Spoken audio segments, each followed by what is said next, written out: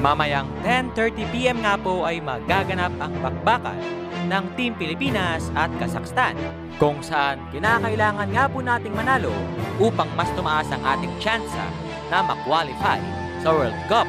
Kaya naman sa ating video mga kabiboy ay atin nga pong pag-uusapan yan. Pero kung bago ka pa lang sa akin channel ay huwag mong kalimutang mag-subscribe.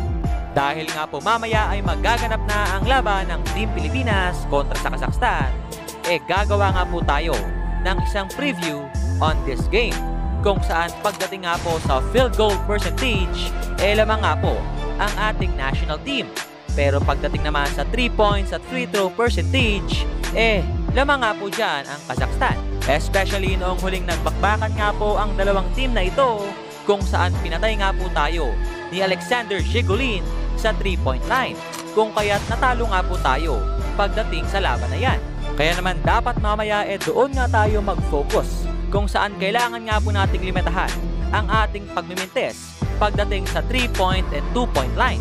Pero pagdating nga po sa rebounding, dito nga po tayo may palag, especially ngayong nagbalik nga po sa ating national team itong si Kuya Andre Blanch, kung saan kontra nga po sa Qatar tumikada nga po siya ng 15 rebounds. Kaya naman mamayang 10:30 PM, sabay-sabay nga po nating suportahan at ipagdasal na pumasok sa World Cup ang ating national team.